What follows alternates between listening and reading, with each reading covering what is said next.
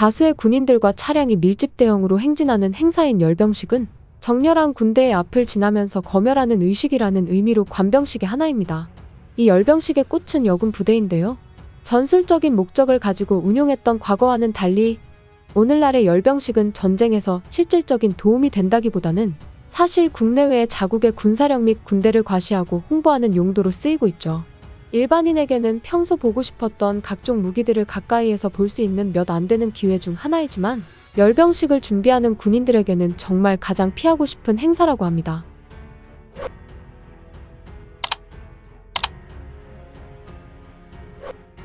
열병식 하면 가장 먼저 떠오르는 나라가 바로 공산주의 국가들인 러시아, 중국, 북한입니다. 특히 북한은 열병식을 위해서 8개월 동안 하루 10시간씩 반복 연습을 하며 완벽에 가깝게 준비를 합니다. 그래서 북한의 열병식 행사에 나가는 군인들은 관절염은 물론이고 탈진에 쓰러진다든지 장이 파열되는 것도 다반사라고 합니다. 또한 관절염 치료를 제대로 받지 못해 장애가 생기는 경우도 있다고 하는데요. 이 때문에 북한의 군인들에게는 열병식이라는 단어가 공포 그 자체라고 하네요.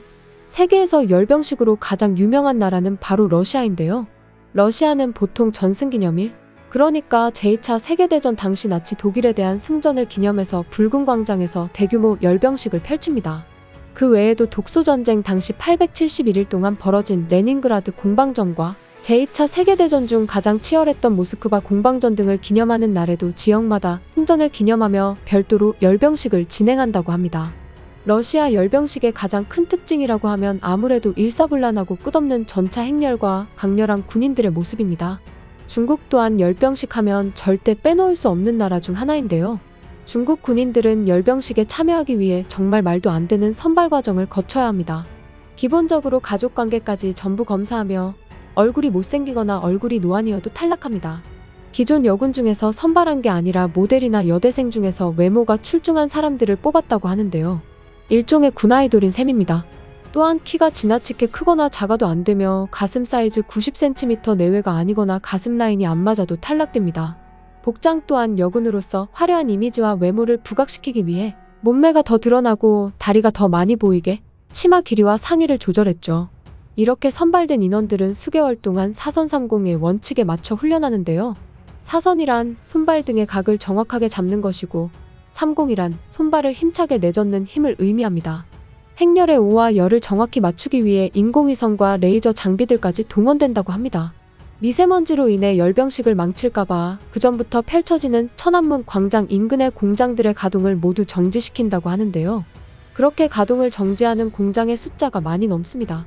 이런 과정을 거쳐 군인들이 마치 거대 기계군단처럼 일사불란하게 행진하는 열병식의 대우가 만들어지는데요. 이런 행진의 특징은 무릎을 굽히지 않고 비정상적으로 발을 높이 차올려 힘찬 느낌을 준다는 데 있습니다. 군국주의를 발전시켜 독일을 통일한 프로이센 군대에서 시작된 나치, 소련, 중국, 북한 등에 퍼졌죠. 이 나라들은 그런 행진을 통해 자국의 위대함을 과시할 수 있다고 믿었던 겁니다.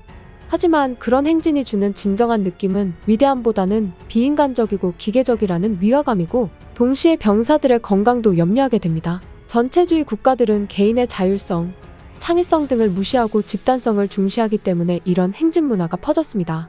전체주의적 사고방식을 가진 고위층 인사들은 아랫사람들이 일사불란하게 움직이는 것을 선호하기 때문이죠. 우리나라도 10월 1일 국군의 날에 열병식을 실시합니다.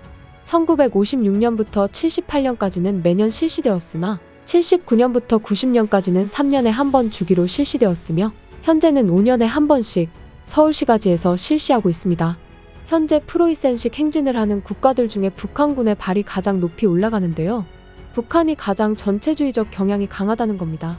중국은 자국의 위대함을 외적인 것을 통해 과시하려는 흐름이 그 전부터 있어 왔습니다. 과거 베이징 올림픽 개막식에서 예쁜 아이를 내세워 립싱크 노래를 선보였다가 망신을 샀었던 적이 있죠. 하지만 뛰어난 외모 집단의 거대 행진으로 국력을 과시하는 것엔 한계가 있을 수밖에 없습니다.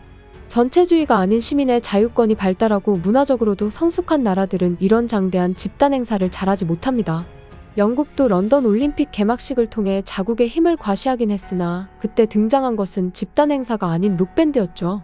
민주주의가 성숙한 나라는 집단의 일사불란함보다는 시민의 자유와 창의를 더 중시하기 때문입니다. 우리나라도 예전 군사정권 시절에는 제법 화려하고 대규모로 치렀으나 지금은 간소하게 치르는 편입니다. 그래도 실제로 우리나라 열병식을 바라보면 가슴 한편이 뜨거워지는 것을 느낄 수 있습니다.